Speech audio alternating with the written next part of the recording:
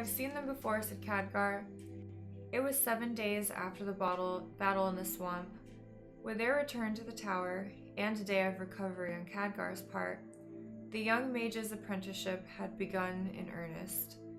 The first hour of the day, before breakfast, Khadgar practiced his spells under Medivh's tutelage.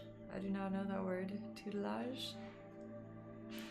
From breakfast until lunch, and through lunch until supper, Khadgar would assist the Master Mage with various tasks. These consisted of making notes as Medivh read off numbers, running down to the library to recover this book or that, or merely holding a collection of tools as the magus worked. Which was what he was doing at this particular moment when it finally felt comfortable enough with the older mage to tell him what he knew about the ambush. Seen who before? Replied his mentor, peering through a great lens at his current experiment. On his fingers, the Master Mage wore small pointed thimbles, ending in infinitely thin needles. He was tuning something that looked like a mechanical bumblebee, which flexed its heavy wings as the needles probed it. The orcs, said Khadgar. I've seen the orcs we fought before. You didn't mention them when you first arrived, said Medivh, absent-mindedly, his fingers dancing in odd precision, landing the needles into and out of the device. I remember asking you about other races. There was no mention. Where have you seen them? In a vision, soon after I arrived here, Khadgar said. Ah, you had a vision. Well, many get them here, you know. Morose probably told you. He's a bit of a blabbermouth, you know. I've only had one, maybe two. The one I am sure about was on a battlefield, and these creatures, these orcs, were there, attacking us. I mean attacking the humans I was with. Said Medivh, the tip of his tongue appearing beneath his mustache as he moved the needles delicately along the bumblebee's copper thorax. And I wasn't here, continued Khadgar. Not in Azeroth or Lordaeron. Wherever I was, the sky was red as blood. Medivh bristled as if struck by an electric shock. The intricate device beneath his tools flashed brightly as the wrong parts were touched, then screamed and then died. Red skies, he said, turning away from the workbench and looking sharply at Khadgar. Energy, intense and uncaring, seemed to dance along the older man's dark eyebrows, and the mage's eyes were the green of a storm-tossed sea. Red like blood, said Khadgar. The young man had thought he was becoming used to Medivh's sudden and mercurial moods, but this struck him with the force of a blow. The older mage let out a hiss. Tell me about it. The world, the orcs, the skies, commanded Medivh, his voice like a stone. Tell me everything. Khadgar recounted the vision of his first night there, mentioning everything he could remember. Medivh interrupted constantly. What were the orcs wearing? What was the world like? What was in the sky, on the horizon? Were there any banners among the orcs? Khadgar felt his thoughts were being dissected and examined. Medivh pulled the information from Khadgar effortlessly. Khadgar told him everything. Everything except the strange, familiar eyes of the warrior mage commander.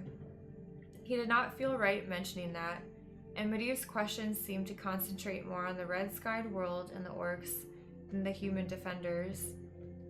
As he described the vision, the older mage seemed to calm down, but the choppy seas still remained beneath his bushy brows.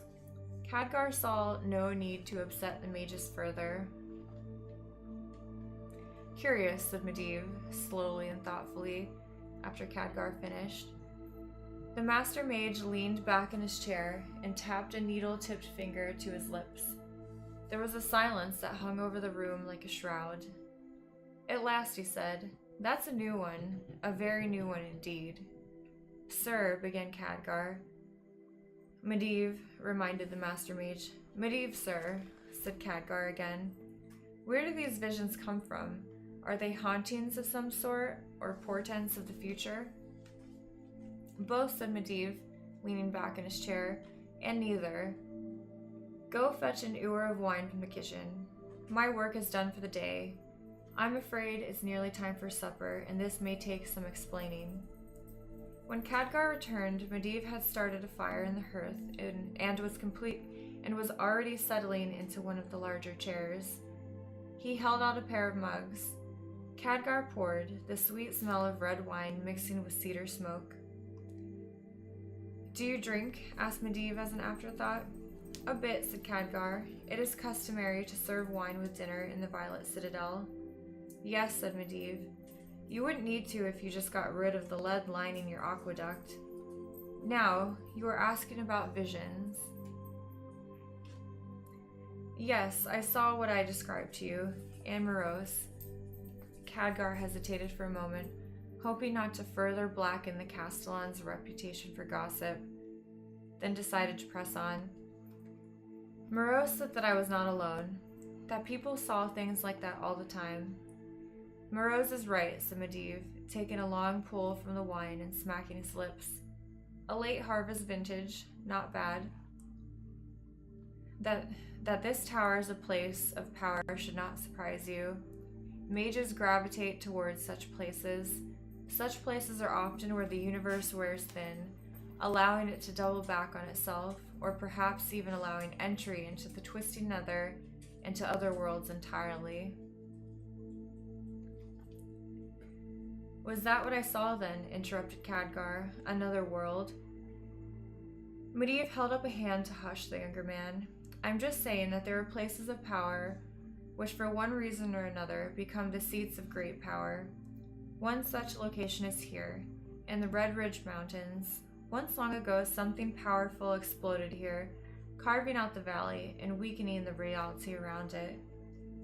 "And that's why you sought it out," prompted Khadgar. Medivh shook his head, but instead said, "That's one theory.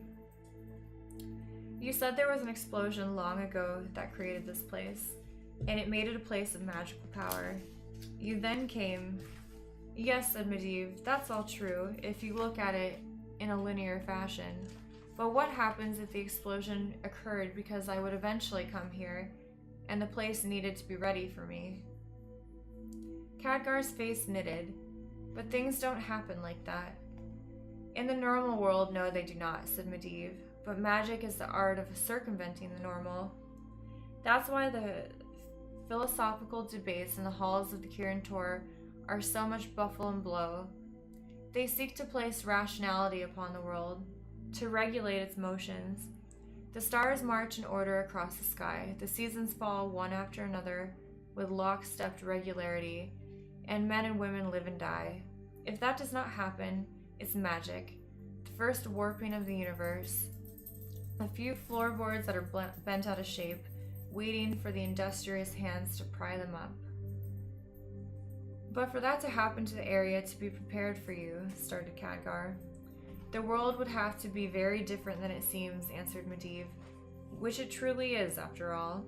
How does time work?" Khadgar was not thrown as much by Medivh's apparent change of topic. "Time? We use it, trust it, measure by it. But what is it?" Medivh was smiling over the top of his cup. "Time is a regular progression of instants, like sands through an hourglass," said Khadgar. Excellent analogy," said Medivh. "One I was going to use myself. And then compare the hourglass with a mechanical clock. You see the difference between the two." Khadgar shook his head slowly as Medivh sipped on his wine. Eventually the mage spoke. "No, you're not daft, boy. It's a hard concept to wrap your brain around. The clock is a mechanical simulation of time, each beat controlled by a turning of the gears. You can look at a clock and know that everything advances by one tick of the wheel, one slip of the gears. You know what is coming next, because the original clockmaker built it that way." "All right," said Khadgar, "time is a clock." "Ah, but time is also an hourglass," said the older mage, reaching for one planted on the mantle and flipping it over. Khadgar looked at the timepiece and tried to remember if it was there before he had brought it up, or if Medivh had reached for it. "The hourglass also measures time, true," said Medivh. Yet here you never know which particle of sand will move from the upper half to the lower half at any instant. Were you to number the sands, the order would be slightly different each time. But the end result is always the same. All the sand has moved from the top to the bottom. What order it happens in does not matter. The old man's eyes brightened for a moment. So, he asked. So, said Khadgar, you're saying that it may not matter if you set up your tower here because an explosion created this valley and warped the nature of reality around it, or that the explosion occurred because you would eventually come here and the nature of the universe needed to give you the tools you wanted to stay. Close enough, said Medivh. Close enough, said Medivh. So what these visions are then are bits of sand, said Khadgar. Medivh frowned slightly, but the youth pressed on. If the tower is an hourglass and not a clock, then there are bits of sand, of time itself, that are moving through it at any time. These are unstuck, or overlap each other so that we can see them, but not clearly. Some of its parts are of the past, some of its parts of the future. Could some of it be other worlds as well? Medivh was now thinking deeply himself. It is possible. Full marks, well thought out. The big thing to remember is that these visions are just that, visions. They waft in and out. Were the tower a clock, they would move regularly and be easily explained. But since the tower is an hourglass, then they don't. They move at their own speed, and they defy us to explain their chaotic nature. Medivh leaned back in his chair, which I, for one, am quite comfortable with. I would never really favor an orderly, well-planned universe. Khadgar added, but have you ever sought out a particular vision? Wouldn't there be a way to discover a certain future and then make sure it happened? Medivh's mood darkened. Or make sure it never comes to pass, he said. No, there are some things that even a master mage respects and stays clear of. This is one of them. But, no but, said Medivh, rising and setting his empty mug on the mantelpiece. Now that you've had a bit of wine, let's see how that affects your magical control. Levitate my mug. Khadgar furrowed his brow and realized that his voice had been slightly slurred. But we've been drinking. Exactly, said the Master Mage. You'll never know what sands the universe will throw in your face. You can either plan to be eternally vigilant and ready, eschewing life as we know it, or be willing to enjoy life and pay the price. Now try to levitate the mug. Khadgar didn't realize until this moment how much he had drunk, and tried to clear the mushiness from his mind and lift the heavy ceramic mug from the mantel. A few moments later, he was heading for the kitchen, looking for a broom and a pan. In the evenings, Khadgar's time was his own, to practice and research. As Medivh dealt with other matters, Khadgar wondered what the other matters were, but assumed they included correspondence, for twice a week a dwarf on a griffin back arrived on the topmost tower with a satchel, and left with a larger satchel. Medivh gave the young man free license in the library to research as he saw fit, including the myriad questions that his former masters in the Violet Citadel had requested. My only demand, said Medivh with a smile, is that you show me what you write before you send it to them. Khadgar must have shown his embarrassment because Medivh added, not because I fear you'll keep something from me, young trust, but because I'd hate for them to know something that I had forgotten about. So Khadgar plunged into the books. For Guzba, he found an ancient, well-read scroll with an epic poem, its numbered stanzas precisely detailing a battle between Medivh's mother, Agwyn, and an unnamed demon. For Lady Delth, he made a listing of the moldering elven tomes in the library, and for Alonda, he plunged through those bestiaries he could read, but he could not push the number of troll species past 4. Khadgar also spent his free time with his lockpicks and his personal opening spells. He still sought to master those books that foiled his earlier attempts to crack them open. These tomes had strong magics on them, and he could spend the evening among his divinations before getting even the first hint of what spell protected its contents. Lastly, there was the subject of the Guardian. Medivh had mentioned it, and Lord Lothar had assumed that the mages had confided in it to the young man, and backed off quickly when the king's champion had found it not to be the case. The Guardian, it seemed, was a phantom, no more or less real than the time-skewed visions that seemed to move through the tower. There was a mention in passing of Guardian, always capitalized, in this elven tome, a reference in the Azeroth's royal histories of Guardian attending this wedding or that funeral, or being in the vanguard of some attack, always present but never identified. Was this Guardian a position, or like Medivh's position, or like Medivh's supposed near immortal mother, a single being? There were other phantoms that orbited this Guardian as well. An order of some sort, an organization. Was the Guardian a holy knight?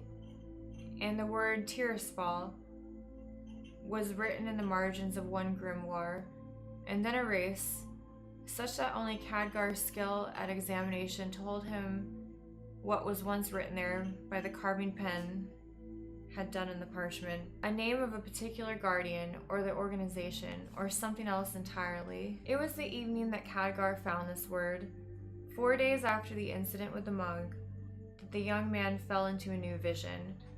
Or rather, a vision snuck up on him and surrounded him, swallowing him whole. It was the smell that came to him first, a soft vegetable warmth among the moldering texts, a fragrance that slowly rose into the room.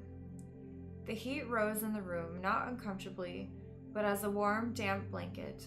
The walls darkened and turned green, and vines trellised up the sides of the bookcases, passing through and replacing volumes that were there, and spreading wide, flat leaves.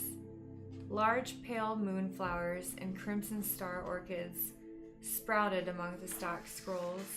Khadgar took a deep breath, but more from anticipation than fear. This was not the world of harsh land and orc armies that he had seen before. This was something different. This was a jungle. But it was a jungle on this world. The thought comforted him. And the table disappeared, and the book, and Khadgar was left sitting at a campfire with 3 other young men. They seemed to be about his age, and were on some sort of expedition. Sleeping rolls had been laid out, and the stew pot, empty and already cleaned, was drying by the fire. All 3 were dressed for riding, but their clothes were well tailored and of good quality. The 3 men were laughing and joking, though, as before. Khadgar could not make out the exact words. The blonde one in the middle was in the midst of telling a story, and from one hand motions, one involving a nicely apportioned young woman. The one on his right laughed and slapped a knee as the blonde one continued his tale. This one ran his fingers through his hair, and Khadgar noticed that his dark hair was already receding. That was when he realized he was looking at Lord Lothar. The eyes and nose were his, and the smile just the same, but the flesh was not yet weathered and his beard was not graying. But it was him. Khadgar looked at the 3rd man and knew at once it had to be Medivh. This one was dressed in a dark green hunter's garb, his hood pulled back to reveal a young, mirthful face.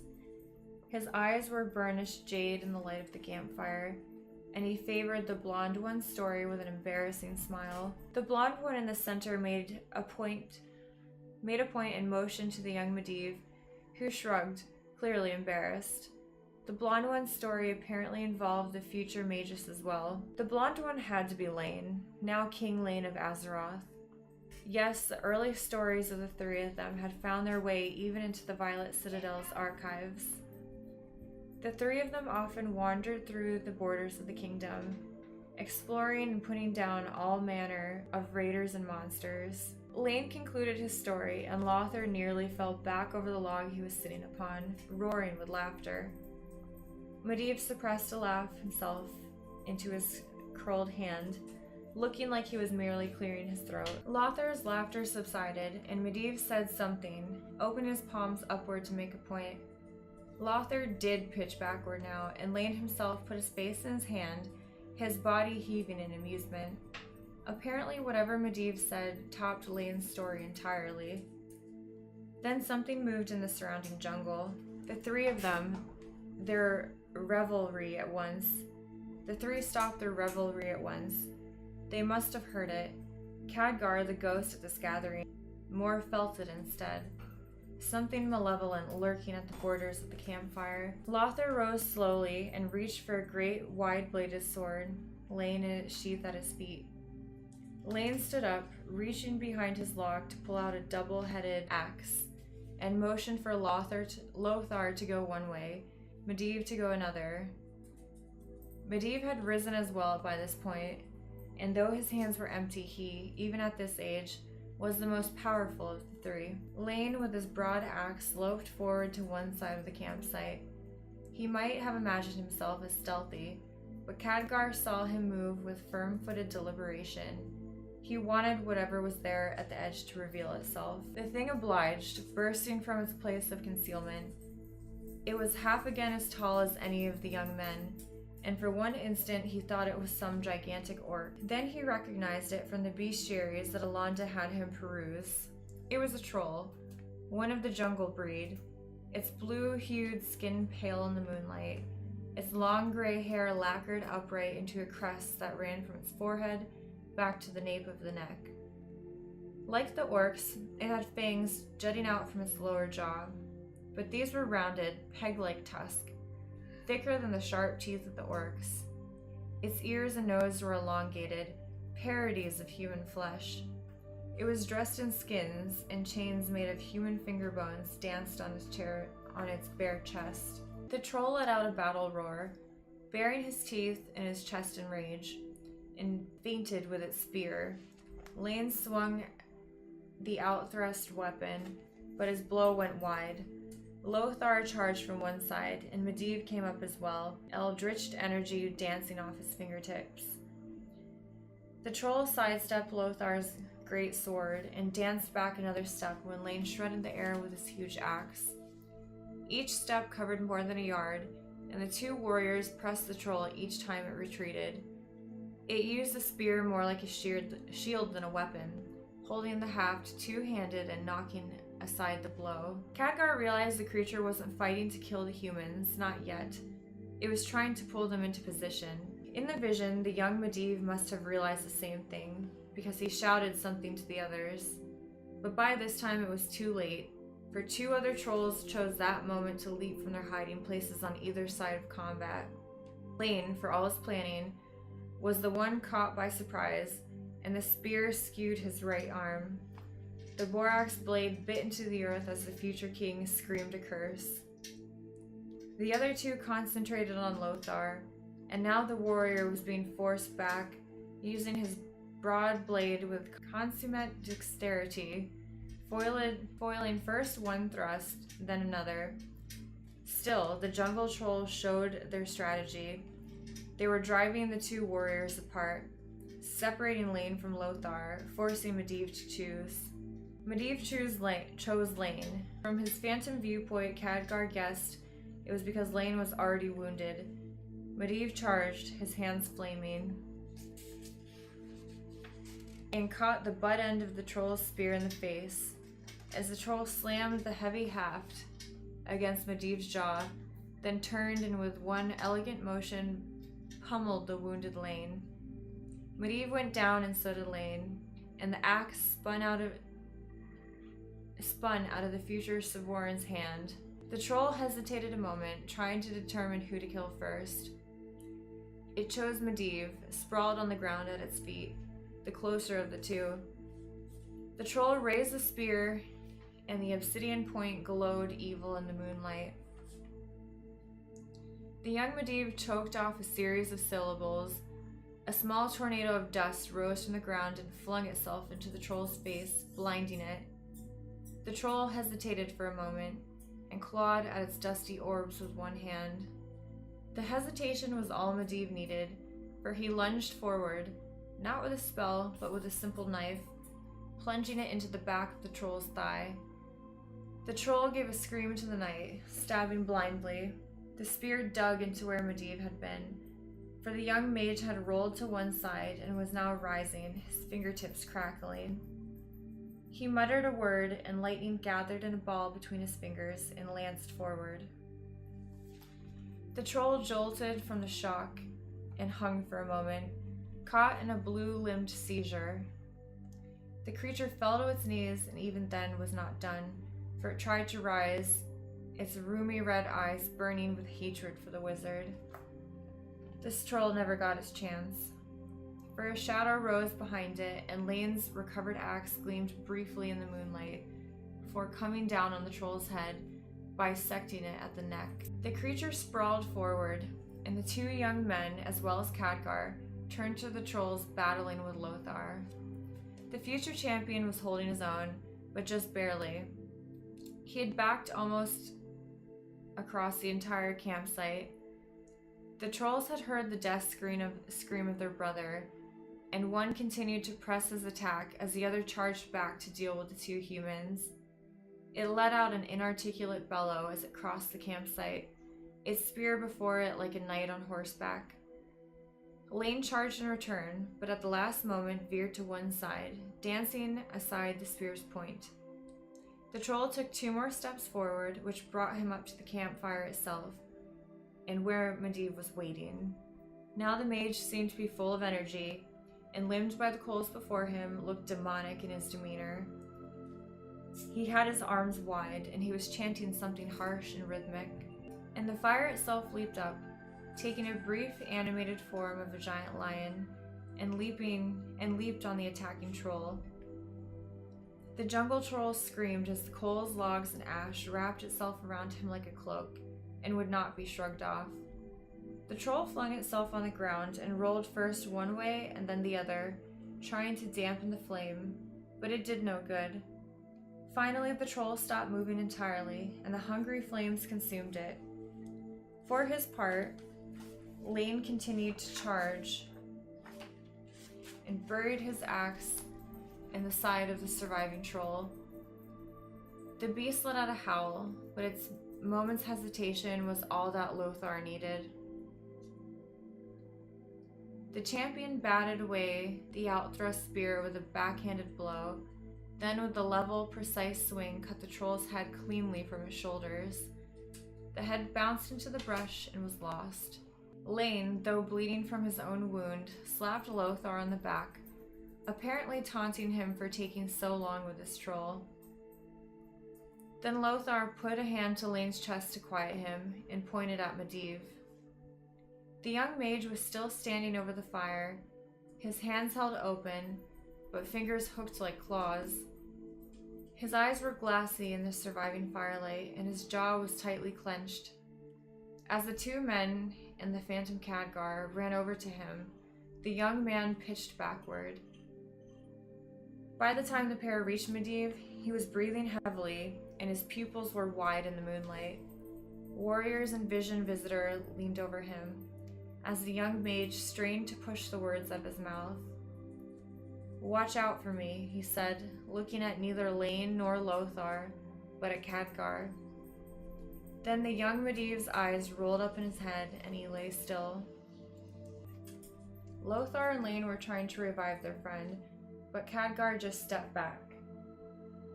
Had Medivh truly seen him as the other mage, the one with his eyes on the worse what Plains had? And had he heard him, clear words spoken almost to the depth of his soul? Khadgar turned, and the vision dropped away as quickly as a magician's curtain. He was back in the library again, and he almost stumbled into Medivh himself. "Young Trust," said Medivh, the version much older than the one laying on the ground in the vanished vision. "Are you all right?" I called out, but she did not answer. "Sorry, sir," said Khadgar, taking a deep breath. "It was a vision. I was lost in it, I'm afraid." Medivh's dark brows drew together. "Not more orcs and red skies?" he asked seriously, and Khadgar saw a touch of the storm in those green eyes. Khadgar shook his head and chose his words carefully. Trolls, blue trolls, and it was a jungle. I think it was this world. The sky was the same. Medivh's concern deflated, and he just said, jungle trolls. I met some once down south in the Stranglethorn Vale. The mage's features softened as he himself seemed to become lost in a vision of his own. Then he shook his head. But no orcs this time, right? You are sure? No, sir, said Khadgar. He did not want to mention that it was the battle he was witnessing. Was it a bad memory for Medivh? Was this the time when he slipped into a coma? Looking at the older mage, Khadgar could see much of the young man from the vision. He was taller, but slightly stooped from his years and researches. Yet there was the young man wrapped within the older form. Medivh, for his part, said, Do you have Song of Agwin? Khadgar shook himself out of his thoughts.